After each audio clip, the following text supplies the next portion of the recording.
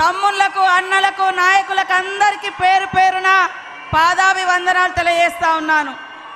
పెద్దలు గౌరవనీయులు నిన్నటిదాకా మన అన్న మన నాయకుడు రాహుల్ గాంధీ గారి కోసం ప్రచారంలో ఉండి రాత్రి అర్ధరాత్రి దిగి తెల్లారే మహబూబ్నగర్ వెళ్ళి అక్కడి నుంచి ఇక్కడికి వచ్చినటువంటి గ్యారంటీలకే గ్యారంటీ మన ప్రియతమ నాయకుడు రేవంత్ రెడ్డి గారికి, అదేవిధంగా సభాధ్యక్షుడు స్థానిక ఎమ్మెల్యే మురళీ నాయక్ గారికి, పెద్దలు గౌరవనీయులు జిల్లా ఇన్ఛార్జ్ మంత్రి సోదరుడు శ్రీనివాసన్న గారికి, పార్లమెంట్ ఇన్ఛార్జ్ పెద్దలు తుమ్మల నాగేశ్వరరావు గారికి, వేదిక మీద ఉన్నటువంటి ఎమ్మెల్యేలందరికీ సీనియర్లకు, ఎందుకంటే టైం చాలా తక్కువ ఉంది కాబట్టి పేరు పేరున వేదిక మీద ఉన్నటువంటి నాయకులకు అందరికీ నమస్కారాలు తెలియజేస్తా ఉన్నాను.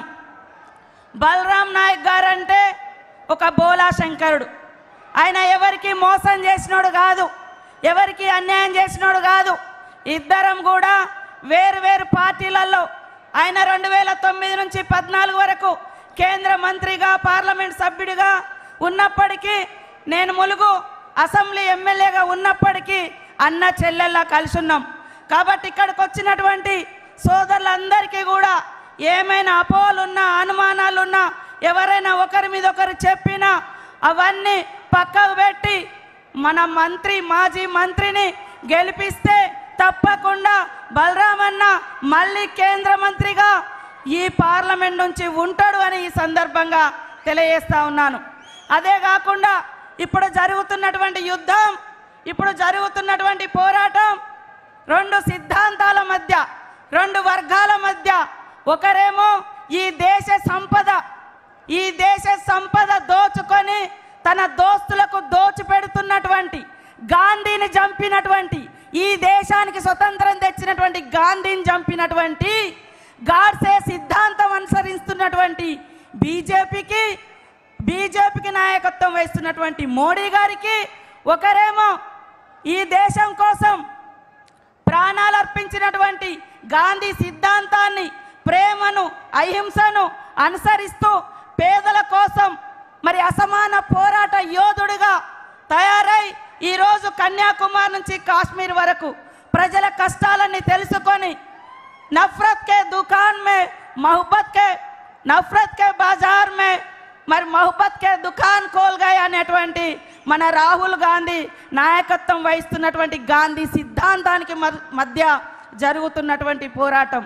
కాబట్టి ఇవాళ పేదల మీద ఎలాంటి ఇబ్బందులు లేకుండా పేదల కష్టాలు తీర్చేటువంటి పార్టీ కాంగ్రెస్ పార్టీ.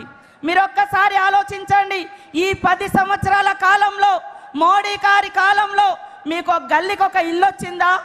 గల్లీకి ఒక రోడ్ వచ్చిందా? ఊరికొక ఉద్యోగం వచ్చిందా? జిల్లాకు ఒక ఉద్యోగం వచ్చిందా? బీజేపీ ఏమిచ్చింది అని ఆలోచించండి. బీజేపీ ఏమిచ్చింది?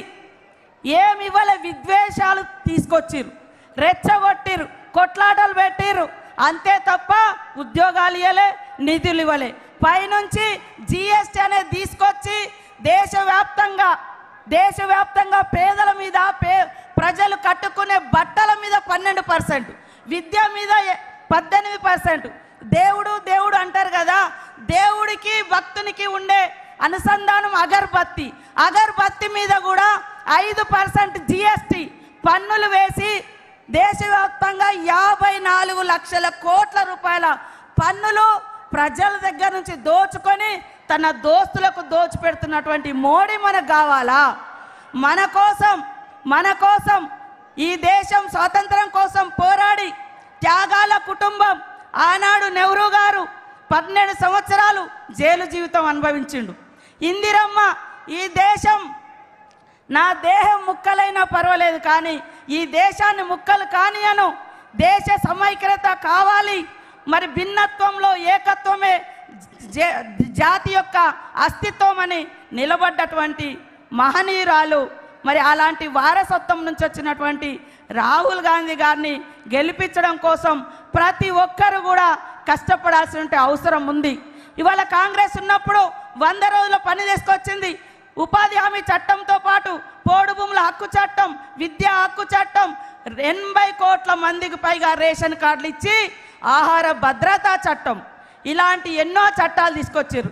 మరి మోడీ గారు ఏం తీసుకొచ్చారు? మోడీ గారు ఆ చట్టాలకు తూట్లు పొడిచే విధంగా రేపు మనకిచ్చినటువంటి మనందరి ఆత్మగౌరవానికి ప్రతీక భారత రాజ్యాంగం. భారత రాజ్యాంగాన్ని మార్చేటువంటి కుట్ర జరుగుతుంది. భారత రాజ్యాంగం మార్చబడితే యుగాల నాటి మన సంస్కృతి వస్తే దళితుడు ఎక్కడ పుట్టినంటాడు? అరికాళ్ళ కాడ పుట్టిండు కాబట్టి నువ్వు అంటరాని వాడు అని చెప్పేటువంటి సిద్ధాంతం వస్తుంది. సమానత్వం అనేటువంటి రాజ్యాంగ హక్కులను ఈ మోడీ కాలంలో రాబోయే కాలంలో కోల్పోబోతున్నాం. దయచేసి ఇక్కడటువంటి ప్రతి ఒక్కరూ ఆలోచించండి. రాహుల్ గాంధీ గారు ఈ దేశం కోసం పడుతున్నటువంటి కష్టాన్ని అర్థం చేసుకొని ఇక్కడ మా మీద మీకు ఎవరికైనా భిన్నాభిప్రాయాలు ఉండొచ్చు, కానీ అక్కడ ఉన్నటువంటి నాయకుని మీద భిన్నాభిప్రాయాలు ఉండి ఈ ఎలక్షన్లలో మేము పనిచేయమంటే అలాంటి వాళ్ళు పార్టీకే అవసరం లేదు. ఇక్కడ నిలబడ్డది బలరాం నాయక్ గారు కాదు, రాహుల్ గాంధీ గారు. రేవంత్ రెడ్డి గారి యొక్క గౌరవాన్ని పెంచే ఎన్నికలు, రాహుల్ గాంధీ గారి యొక్క గౌరవాన్ని పెంచే ఎన్నికలు. కాబట్టి ప్రతి ఒక్కరూ కష్టపడాల్సినటువంటి ఎన్నికలని తెలియజేస్తా ఉన్నాను. దయచేసి ఈనాడు ఇక్కడటువంటి సోదరులు కూడా, మా లంబాడా సోదరులు, కోయా గోండు ఆదివాసీ నాయకపోడు సోదరులు అందరూ కూడా ఐక్యంగా కాంగ్రెస్ పార్టీ మనందరికీ ఎస్టీ రిజర్వేషన్ ఇచ్చింది, కాంగ్రెస్ పార్టీ ఎస్సీ రిజర్వేషన్ ఇచ్చింది, కాంగ్రెస్ పార్టీ ఐటీడీఎల్ తీసుకొచ్చింది, కాంగ్రెస్ పార్టీ ఇవాళ ఉపాధి చట్టం తీసుకొచ్చి పేదలకు మరి పని కల్పించింది. అనేక చట్టాలు, ఉద్యోగాలు, ఉపాధి ఈ రోజు వరకు కాంగ్రెస్ తోటే. కాబట్టి ఇక్కడ ఒక వర్గాన్ని రెచ్చగొట్టడం, ఆదిలాబాద్లో ఇంకొక వర్గాన్ని రెచ్చగొట్టడం ఇది కాదు. అందరం కలిసి మనకి ఈరోజు ఈ అధికారం, ఈ హక్కులు, ఈ హోదా వచ్చిందంటే భారత రాజ్యాంగాన్ని రచింపజేసింది డాక్టర్ బిఆర్ అంబేద్కర్ గారి చేత. ఆనాడు నెహ్రూ గారు కాంగ్రెస్ పార్టీ భూములు పంచింది, ఇల్లు ఇచ్చింది, హోదా ఇచ్చింది. ఇన్ని సంవత్సరాల తర్వాత 34 ఏళ్ళైంది రాజీవ్ గాంధీ చనిపోయి. ఆ రోజు నుంచి ఈ రోజు వరకు వాళ్ళ కుటుంబంలో ప్రధానమంత్రి పదవి లేదు. ఏ పదవి తీసుకోకున్నా ఈ దేశ ప్రజల కోసం ఆ కుటుంబం త్యాగం చేస్తుంది, కష్టపడుతుంది. కాబట్టి ఒక్క అవకాశం నెహ్రూ, గాంధీ, ఇందిరమ్మ సిద్ధాంతాలను, ఆదర్శాలను ముందుకు తీసుకుపోవడం కోసం ఈసారి ఖచ్చితంగా రాహుల్ గాంధీ గారిని ప్రధానమంత్రి చేయాల్సిన అవసరం ఉందని తెలియజేస్తా ఉన్నాను. ముఖ్యంగా ఇక్కడ లంబాడా సోదరుడైనటువంటి మనందరి అభిమాన నాయకుడు మరి బలరాం నాయక్ గారు అన్ని కులాలతో, అన్ని మతాలతో, అన్ని వర్గాలతో అన్యోన్యంగా ఉండేటువంటి వ్యక్తి. కాబట్టి ఆయనకి ఇచ్చినాం.